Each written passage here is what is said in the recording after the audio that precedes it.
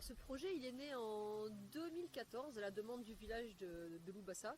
En fait, comme j'étais ingénieur, ils m'ont dit il faut que tu nous aides à trouver une solution pour le stockage des poissons et pour avoir de l'eau potable. Et donc on a réfléchi à la meilleure solution et voyant la vitesse du fleuve dans ses environs, on a réfléchi à installer des hydroliennes.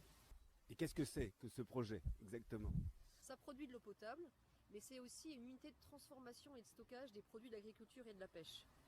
Et ça permet aussi d'alimenter des équipements pour l'artisanat et pour l'élevage. Donc machines à coudre, aussi des équipements de communication et d'informatique.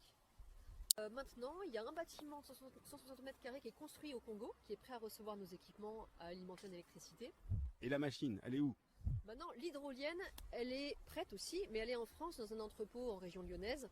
Elle a fini sa série de tests et elle a aussi son convertisseur électrique qui est terminé, testé, empaqueté. Maintenant, il manque 10 000 € pour pouvoir prendre cette machine, la mettre dans un conteneur, dans un cargo au départ de Marseille. Ça arrivera à Pointe-Noire, ensuite ça monte sur un camion, ça sera déballé à Brazzaville, et là on met l'hydrolienne à l'eau au port de Brazzaville, et là son propre moteur pour arriver à Loubassa en 20 ou 30 minutes. Là ensuite on peut la mettre au mouillage et brancher.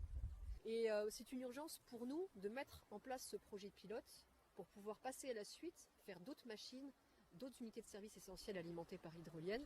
C'est une urgence aussi pour la population de Loubassa, qui est dans une situation précaire déjà avant la crise.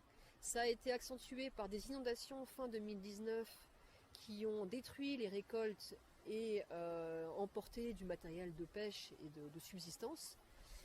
Et cette situation a été encore aggravée par la fermeture des marchés lors du confinement au Congo entre mars et septembre, parce que les pêcheurs et les maraîchers, ils vivent des petits marchés informels.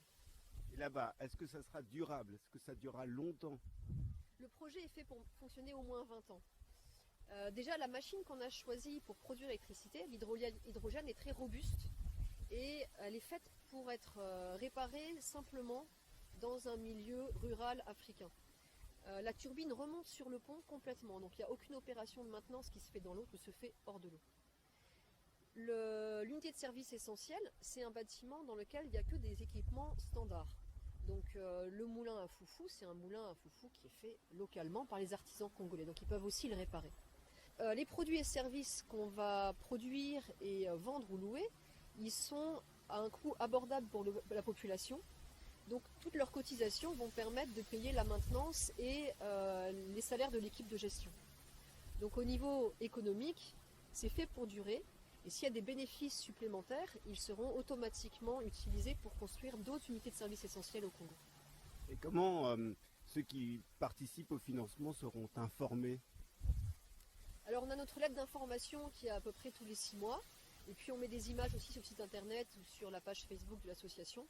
On a prévu aussi une étude d'impact socio-économique après 1 an de fonctionnement.